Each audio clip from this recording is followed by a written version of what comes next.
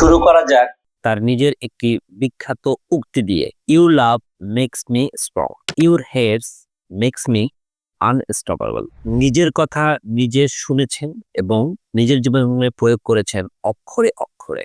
ভক্তদের আনন্দের ভাষণের পাশাপাশি নিন্দুকের গালে চপেটাঘাত করেছেন বারবার, তবে সেটা কাগজে কলমে বা হাতে নয়, মাঠের পারফরমেন্স দিয়ে। আমি আজ কথা বলছি পর্তুগিজ সুপারস্টার ক্রিস্টিয়ানো রোনালদো বা সংক্ষেপে CR7 নিয়ে। আসুন আজকে তার সম্পর্কে আমরা একটু জানার চেষ্টা করি। পর্তুগিজ সুপারস্টারের এই উঠে আসার গল্পটা জানতে হলে আপনাকে তার জন্ম থেকে জানতে হবে। 1885 সালের 5ই ফেব্রুয়ারি পর্তুগালের ছোট্ট শহর মাদেইরাতে জন্মগ্রহণ করেন ক্রিস্টিয়ানো রোনালদো। রোনালদোর বাবা ছিলেন একজন মালি আর মা ছিলেন একজন বাবুর্চি বা রাঁধুনি। স্বাভাবিকভাবেই রোনালদোর ছোট্টবেলা কাটে অনেক অভাব অনটনে। স্কুলের বন্ধুরা প্রায়শই তাকে তাচ্ছিল্য করত, কারণ তার বাবাকে মাঝে মধ্যেই দেখা যেত স্কুলের বাগানের মালি হিসেবে কাজ করতে। মালির ছেলে হয়েও রোনালদো জীবনের যে উত্তরণ, সেটা কিন্তু ঘটেছে এই ফুটবল দিয়েই। পড়াশোনাতে রোনালদো একেবারেই অমনোযোগী ছিলেন, কিন্তু ঠিক তার বিপরীত চিত্রটা ছিল ফুটবল। অর্থাৎ ফুটবলের প্রতি তার ছিল প্রচন্ড নেশা। বিষয়টা এমন ছিল যে তিনি ঘুমাতে যাওয়ার সময়ও একটা ফুটবলকে বুকের মধ্যে নিয়ে ঘুমাতে যেতেন। এই আকর্ষণ দেখে স্থানীয় একটি ক্লাব স্পোর্টিং লিপসনে জুনিয়র দলে রোনালদোকে ডাকা হয় 12 বছর বয়সে। সেখানে তিনি বেশ ভালো পারফরমেন্স করতে থাকেন। তখন তাকে তার নিজ শহর ছেড়ে চলে আসতে হয় পর্তুগালের রাজধানী লিপসনে। তখন তিনি ফুটবলকে ভালোবেসে চলে এসেছেন, এটা তো ঠিক, কিন্তু বাবা মার জন্য প্রতি রাতে খুবই কাঁদতেন। পড়ালেখাতে রোনালদো এই রাজধানীতে এসে একেবারেই নিজেকে মানাতে পারলেন না। একবার তিনি তার এক শিক্ষককে স্কুলের একটা চেয়ার ছুঁড়ে মারলেন। তারপর স্কুল থেকে তাকে বের করে দেওয়ার সিদ্ধান্ত হলো। তারপর হঠাৎ করেই তাকে একটু অসুস্থ হয়ে পড়লে ডাক্তার কাছে নিয়ে যাওয়া হয়। ডাক্তার চেক করে বলল তার একটা রোগ আছে, রোগের নাম হচ্ছে রেসিং হার্ট ডিজিজ, অর্থাৎ তার হার্ট স্বাভাবিক মানুষের তুলনায় অনেক বেশি প্রকম্পিত হয়। এই রোগ থাকলে তাদের জন্য ফুটবল খেলা একেবারেই হারাম। কিন্তু রোনালদো না ছাড়ার বান্দা। তিনি ওই অত অল্প বয়সী ঝুঁকি নিয়ে লেজার ট্রিটমেন্ট করালেন এবং তিনি সুস্থ হলেন আর ফিরে আসলেন ফুটবল মাঠে। এই যে ফুটবল মাঠে তিনি ফিরে আসলেন আর তাকে কখনোই জীবনে পিছনে ফিরে তাকাতে হয়নি। 2003 সালে তিনি ইংলিশ ক্লাব ম্যানচেস্টার ইউনাইটেডে ডাক পেলেন। সেখানে তিনি কোচ হিসেবে পেলেন সর্বকালের সেরা কোচ যাকে বলা হয় অ্যালেক্স ফার্গুসন স্যারকে। এই ফার্গুসন স্যারই ছিলেন রোনালদোর ক্যারিয়ারের উত্থানের মূল কারিগর, বা আজকের এই রোনালদো হয়ে ওঠার মূল কারিগর। রোনালদো নিজেও অনেকবার তার সাক্ষাৎকারে ফার্গুসনের প্রশংসায় ভাসিয়েছেন। ম্যানিউতে যখন রোনালদো খেলছেন তখন প্রিমিয়ার লিগের বেশ কিছু টাইটেল, একটি FA কাপের টাইটেল এবং চ্যাম্পিয়ন্স লিগ জিতে নেন ক্রিস্টিয়ানো রোনালদো। এর বাইরেও ফিফা যে আন্তর্জাতিক ক্লাব বিশ্বকাপ আছে তারও একটি কাপ জিতেন ক্রিস্টিয়ানো রোনালদো। 2008 সালে ফিফার বর্ষসেরা খেলোয়াড় নির্বাচিত হন ক্রিস্টিয়ানো রোনালদো, আর তখনও তিনি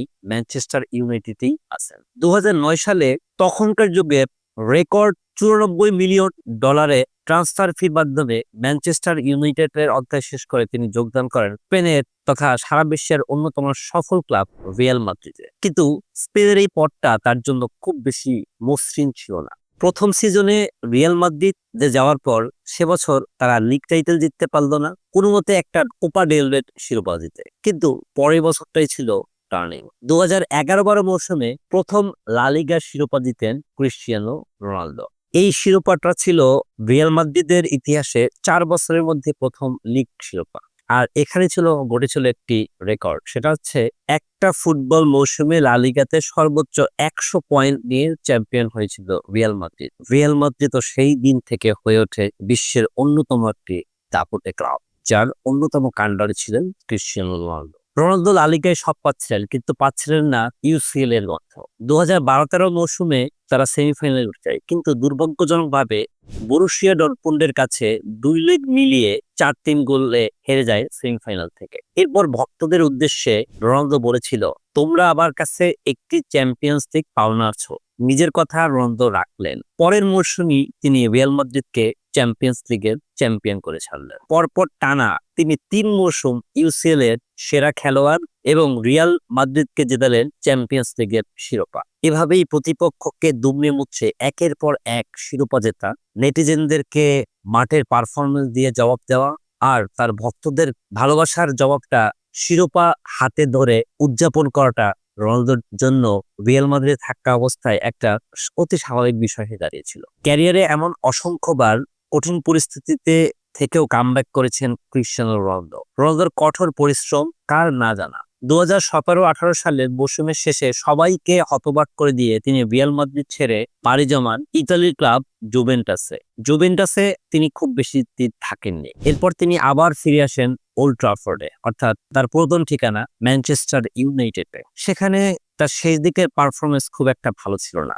দেশের জার্সিতেও 2022-এর বিশ্বকাপে যেখানে মেসি বিশ্বকাপ জিতেছেন, সেখানেও ক্রিস্টিয়ানো রোনালদো খুব বেশি অবদান রাখতে পারেননি। ম্যানচেস্টার ইউনাইটেড থেকেও তিনি অনেকটা উপেক্ষিত ছিলেন। একসময় সিদ্ধান্ত নিলেন ম্যানচেস্টার ইউনাইটেড টিম ছেড়ে দিন। তিনি চলে আসতেন সৌদির প্রো লিগে। সেখানে এসে তিনি রেকর্ড ট্রান্সফার বানিয়ে নিয়ে বিশ্বের সবচেয়ে বেশি পারিশ্রমিক নেওয়া ফুটবলের তালিকায় নাম লিখিয়ে সৌদির প্রো লিগ আল হিলালে নাম লেখালেন। প্রথম সিজনটা সেখানে তার খুব একটা ভালো কাটলো না, কিন্তু পরের সিজনটা তিনি ঠিকই মানিয়ে নিতে পেরেছেন। এখন যদি আসি ক্রিস্টিয়ানো রোনালদোর জীবনের একটা সংক্ষিপ্ত বিষয়ে, sporting Lisbon, Manchester United, Real Madrid, Juventus, Manchester United, Al Hilal, 6টি ক্লাব। আর এর মাঝখানে রয়ে গেছে তার স্বদেশ পর্তুগাল। রোনালদো পর্তুগালকে সর্বোচ্চ উপহার দিয়েছিলেন, একটা ইউরো জিতিয়েছিলেন। কিন্তু মেসিকে যেমন অভাগা ভাবা হতো 2022 সাল পর্যন্ত, কেন তিনি বিশ্বকাপ জিততে পারতেছেন না, ক্রিস্টিয়ানো রোনালদোর ক্ষেত্রেও একই কথাই মনে এখন বলছো।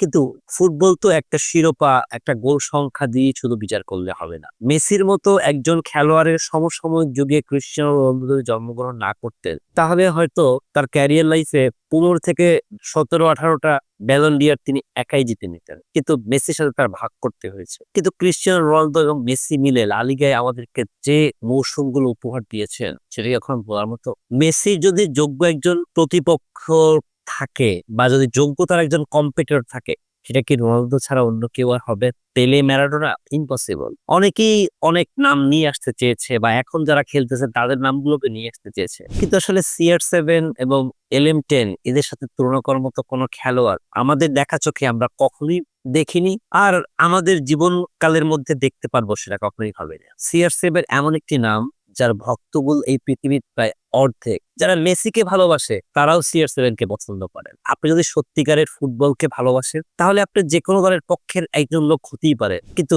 ক্রিস্টিয়ানো রোনালদোর মতো একটা নামকে আপনি ভালো না বলে থাকতেই পারবেন। ক্রিস্টিয়ানো রোনালদো অন্য ধাঁচের, অন্য মানের, অন্য লেভেলের একজন খেলোয়াড়।